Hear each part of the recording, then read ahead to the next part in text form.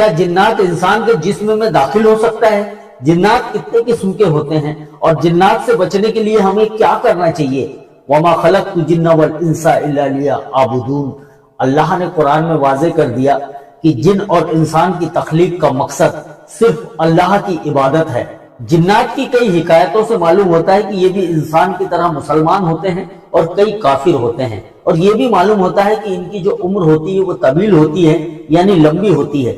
سرکار علی وقار صلی اللہ تعالی علیہ وسلم نے فرمایا کہ جناتوں کی 3 قسمیں ہوتی ہے۔ نمبر 1 جو ہوا میں اڑتی ہے، نمبر 2 جو سانپ اور کتے کی شکل میں ہوتی ہے، اور نمبر 3 جو سفر اور قیام کرتی ہے۔ 3 باتیں ایسی ہیں جس سے جنات آپ کے اندر داخل ہوتا ہے۔ جن یا جنات ایک ایسا نام ہے جسے آپ نے زندگی میں کبھی نہ کبھی تو سنا ہوگا۔ یہ الگ بات ہے کہ آپ اس پہ یقین کرتے ہیں یا نہیں کرتے، کیونکہ اس معاملے میں سب کی الگ الگ رائے ہے اور سب کا الگ الگ یقین ہے۔ کچھ لوگ کہتے ہیں کہ وہ اس دنیا میں ہوتے ہیں اور کچھ لوگ کہتے ہیں کہ اس دنیا میں نہیں ہوتے۔ جناتوں کی بھی ایک دنیا ہے، اس میں بھی انسانوں کی طرح کچھ اچھے ہوتے ہیں اور کچھ برے ہوتے ہیں، لیکن اس سے ڈرنے کی کوئی بات نہیں، کیونکہ یہ ہر وقت ہر کسی پہ اپنا اثر نہیں چھوڑ سکتے۔ لیکن 3 باتیں ایسی ہیں جس کی وجہ سے جنات انسان کے جسم میں داخل ہو سکتا ہے اور اس کو پریشان کر سکتا ہے۔ نمبر 1 جنات کو آپ سے پیار ہے۔ جناتوں میں سے کوئی ایک اگر آپ کو کسی وجہ سے پسند کرتا ہے، ایسا ہو سکتا ہے۔ عام طور پر زیادہ تر گھروں میں دیکھا جاتا ہے کہ جب عورتیں کپڑے بدلتی ہیں تو بسم اللہ نہیں پڑھتی، جبکہ ہو سکتا ہے کہ کوئی جنات ان کو دیکھ رہا ہو۔ جنات جب کسی عورت کے جسم کو بغیر کپڑے کے دیکھتا ہے تو عاشق ہو سکتا ہے، اس کے جسم میں داخل ہو سکتا ہے اور اس کے ساتھ غلط حرکت کر سکتا ہے۔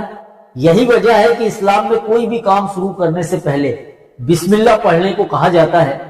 بسم اللہ پڑھنے سے اللہ کی مدد ملتی ہے اور انسان حفاظت میں رہتا ہے۔ نمبر 2 جنات آپ کو پسند نہیں کرتا۔ جنات کافی حد تک انسان جیسی ہوتے ہیں، اگر آپ کو کسی وجہ سے وہ پسند کرتے ہیں تو ممکن ہے کہ وہ ناپسند بھی کرتے ہوں۔ اگر انسان کسی وجہ سے ناپسند ہو گیا تو جنات بدلے کی فراق میں رہتا ہے، وہ نقصان پہنچانے میں اور پریشان کرنے میں حد کر دیتے ہیں۔ ان سے کسی بھی قسم کی زیادتی کی امید کی جا سکتی ہے۔ نمبر 3 اگر آپ نے انجانے میں جنات کو نقصان پہنچایا، کیونکہ ہم لوگ اپنی آنکھوں سے جنات کو نہیں دیکھ پاتے، نتیجہ یہ ہوتا ہے کہ ہمارے کسی عمل سے اگر ان کو چوٹ لگ گئی یا نقصان پہنچ گیا تو ہمارے پیچھے لگ جاتے ہیں اور نقصان پہنچاتے رہتے ہیں۔ اسی لیے کسی بھی کام کو شروع کرنے سے پہلے بسم اللہ ضرور پڑھ لیا کریں۔ یقیناً اگر آپ بسم اللہ پڑھ لیتے ہیں تو اس طرح کے نقصان سے بچ سکتے ہیں۔